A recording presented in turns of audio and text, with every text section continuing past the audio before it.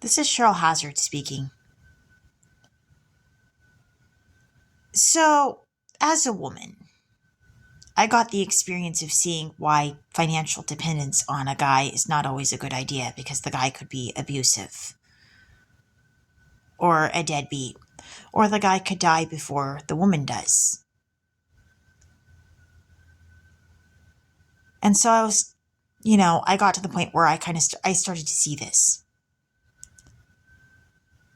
But they've presented a couple of books in front of me with the idea that the guy was faking who he was and what he was doing and pretending to be poor while the woman breaks up with the guy, and then she's made to be the bad guy because she broke up with him and supposedly she was shallow.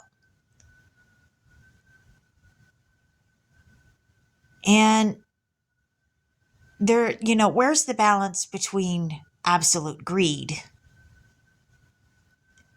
and being a gold digger and being a woman who expects a guy to provide for any kids that he has with her and to be able to give a decent life?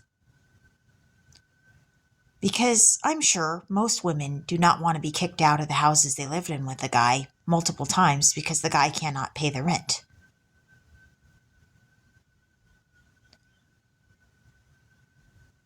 Women want to be with a man who can take them on a vacation. And if they have kids, with the kids on vacation. They want a guy who can help pay the bills and not to treat them like they have to be the sole moneymaker. They want a balance somewhere, at least.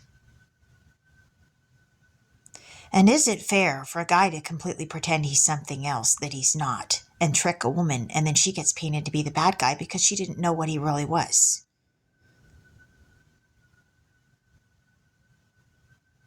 Oh, let's paint her out to be shallow. Let's find out how shallow she is. Honesty wasn't something she got, is it? If that's the case. When men do that, it's not being honest on his behalf either. You never got to find out who the true woman was because you were busy lying to her, because you weren't being the true you.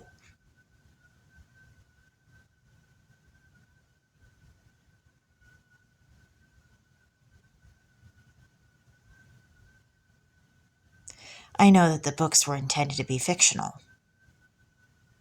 but that gives pause to think about if that happens in real life, too.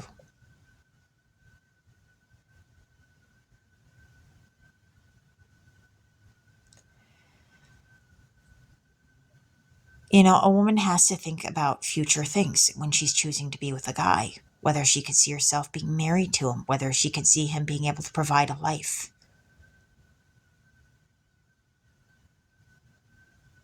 And to be able to provide for children if they should have any together.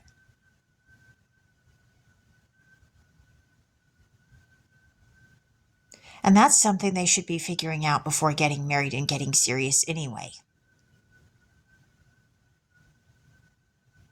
So how long can a guy afford to play mind games with a woman when that's stuff that has to be thought about and brought up?